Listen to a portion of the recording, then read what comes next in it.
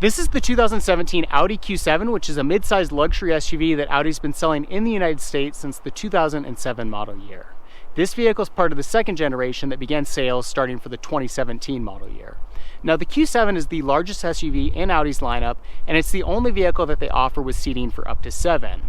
With the introduction of the Q7, the vehicle lost a lot of weight. They used a high-strength steel chassis and a lot of aluminum body paneling to cut weight, and depending on how the vehicle is packaged, you're going to see a weight loss of up to 700 pounds, and that translates to better fuel economy and better performance.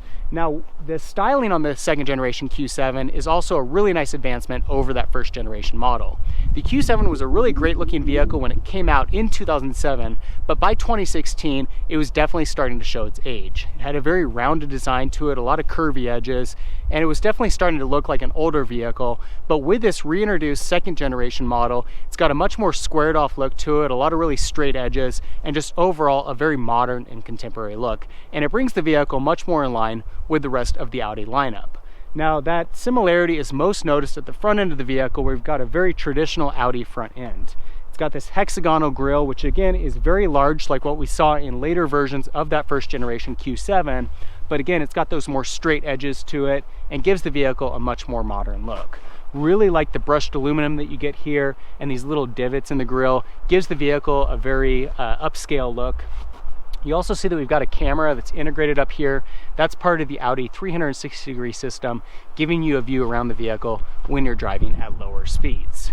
You also see on the Q7 that we've got a really modern headlight design here with integrated LEDs. Really cool look to it, especially when those LEDs are illuminated.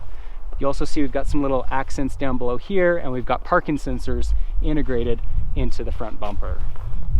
Now, on the side view, likewise, the Q7 is much more squared up when compared with that first generation model, giving the vehicle a very modern look. It's got a very muscular, aggressive look to it. Really like how it comes together.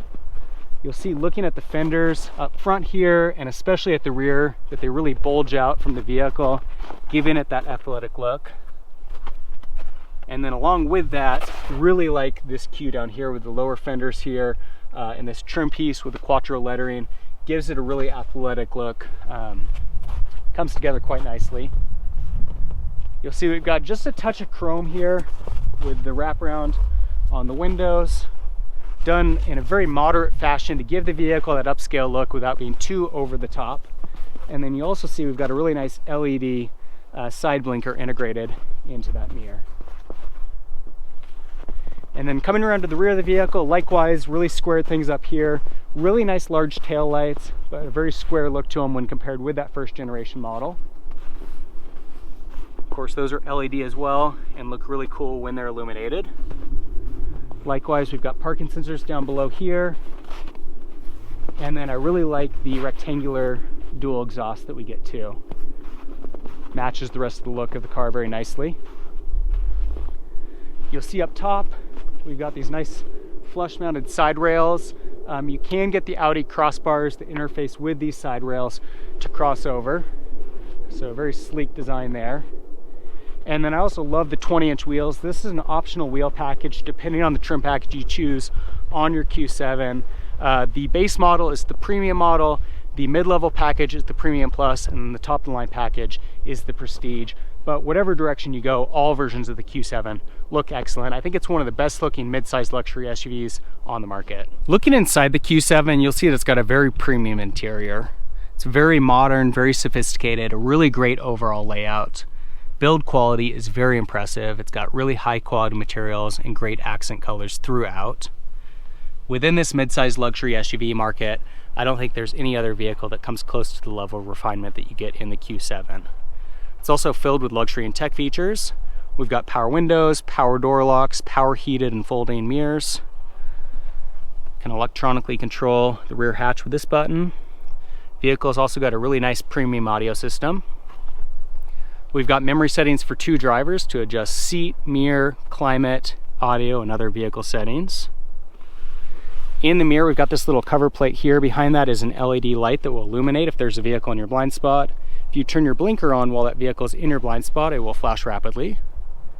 Of course, we've got full leather seating, very comfortable sport style seats. And this driver's seat is electronically adjusted with full lumbar support. To the left of the steering column, we've got our controls here for vehicle lighting, and controls for headlights here, cruise control here, and electronically adjusting the position of the steering wheel there. Steering wheel's got a really nice design, kind of a tri-spoke with brushed aluminum accents. We've got paddle shifters for electronically controlling the transmission. Buttons on the left-hand side for a number of vehicle settings. Right-hand side for audio, Bluetooth, navigation, and some voice activation features. If we jump inside the vehicle, we do have a smart key, so if the key is in your pocket, you can push that button to start the vehicle up. Likewise, it has automatic locking and unlocking when you approach, put your hand on the door handle. This vehicle has got Audi's digital cockpit system, so rather than having mechanical gauges, it's all digital on this LCD screen. We've got our tachometer on the left, speedometer on the right. Nice large screen in the middle here. That's used for controlling the navigation, telephone settings on the vehicle, radio and media, as well as some other vehicle settings. Really like this vent that goes across the dashboard, a very unique design cue that you see on the Audi lineup. Very modern and sophisticated. Below that, we can adjust our drive select features between comfort mode, dynamic, individual, auto, or off-road mode. This button is for activating or deactivating the engine start-stop system. So if you're at a stoplight, the vehicle will automatically turn the engine off to conserve fuel. You can push that to disable the feature.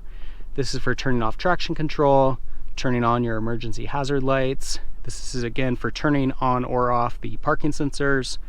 This is for hill descent control, and then this button we can push to drop that screen down if you feel like it's constricting your view. Likewise, we can push it to pop it back up.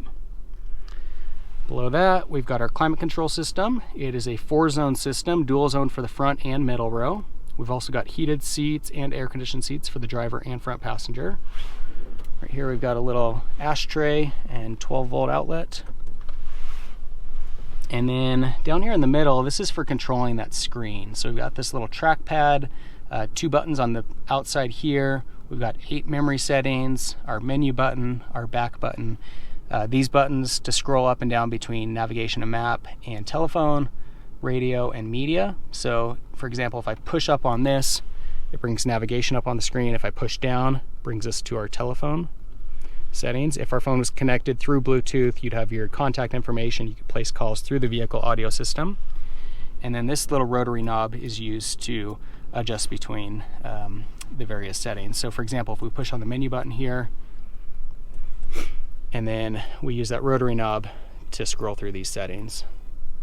So number of adjustments that you can make through this system. It does take a little getting used to, but once you figure it out, it's a fairly intuitive system. We've got an electronic gear shifter here. I really like this. To shift between gears, we push on this button, and then to put it in reverse, we'll just push up twice, and then you'll see that this duals as a backup camera on the left-hand side, and then on the right-hand side, we've got our 360-degree camera. If I put the vehicle back into drive, you'll see that that camera on the left-hand side switches to the front view. So that's really cool. If you're pulling forward, it's just like a backup camera, gives you that view in front of the vehicle. And then to put the vehicle back into park, we can just push this little park button there. This is our electronic emergency brake, and then this is our volume control for the audio system. You can also push it to turn the system on or off. We've got 2 cup holders, some storage space here. These armrests in the center console are adjustable for the driver and front passenger independently. And then if we open that up, fairly small tray here, but then we've got 2 USB outlets and an auxiliary input. And then if we look up above, we've got our self-dimming rear view mirror, number of light controls, the Audi SOS system, and then you'll see we've got our HomeLink garage door opener, so we can program up to 3 garage door openers here. And then we do have a nice large panoramic sunroof. Brings a lot of natural light into the vehicle. It also slides open, so this front portion slides back above the rear portion, and then it also tilts up. Looking into the back seat of the Q7, you'll see that it's fairly spacious here. Pretty good leg, head, and shoulder room. Really nice ambiance with that panoramic sunroof again too. Our center console's got vents built in for bringing heat and air conditioning to the rear. And then we've got that dual zone system for the driver and passenger side. Below that, we've got 2 cup holders. The middle seat does fold down into an armrest, and it's got 2 more cup holders. And then you'll see that our doors have some built-in storage space for cup holders and other objects. And then we've also got ashtrays. Got these little visors built in to block sun in the middle seat. And then the seats do recline back as well using this lever. So we've got some adjustability to adjust that forward and back. The other cool thing is that we've got a lever underneath each of these 3 seats that can be used to slide the seat forward and back, increasing or decreasing this middle row seat legroom, as well as impacting that rear seat. If we pull this lever, seat back drops down. Use this lever again to drop or bring that seat up, and it gives us access to the 3rd row seat. Now this 3rd row seat can be electronically dropped using these buttons here. So we've got a 50-50 split. If we push this button, driver's side will drop down, increasing that rear cargo space. And then to put it back up, we'll just push on this upper button. Brings it back into position with the exception of the headrest, which we've got to manually adjust into position. And while this seat is definitely on the tight side in terms of legroom, I'm 5'10", and I do fit back here. I wouldn't want to be back here for very long, but it would be doable for short trips, and it would definitely work for smaller kids as well. You'll see we've got another cup holder on this side as well as on this side. And then to drop the seat back down, we'll just push it back into place, pull on this lever, and we can bring that seat back. To open the rear hatch on the Q7, we'll just pull on that lever there, and it will electronically open. And you'll see that with the 3rd row seats in use, cargo space is going to be a little limited, although it does exist. And that's more than can be said of some vehicles with 3rd row seats. Of course, using these electronic controls, we can drop both those seats back down, further increasing that rear cargo space. And with those seats sitting flat, cargo space is actually pretty decent. Got some LED lights integrated back here to help illuminate this rear cargo space. Got those on both sides. 12-volt outlet and a little netting here to hold an object in that little cubby. And then again, we can push on those buttons to bring the seats back up, with the exception of the headrests, which we've got to manually place back into position. With those seats back up, we can push this button here to close that rear hatch. The Q7 comes standard with all-wheel drive and has 2 different engine options. The base engine is a 2-liter 4-cylinder turbo with 252 horsepower, an EPA rating of 20 miles per gallon in the city and 25 miles per gallon on the highway, and a 0-60 time of 7 seconds. This vehicle's got the upgraded 3-liter 6-cylinder with a supercharger. It's got 333 horsepower, an EPA rating of 19 miles per gallon in the city and 25 miles per gallon on the highway, and it will do 0-60 in 5.5 seconds. Both of those engines are paired to an 8-speed automatic transmission. The Q7 is a really great place to find yourself, not only as a driver, but also as a passenger.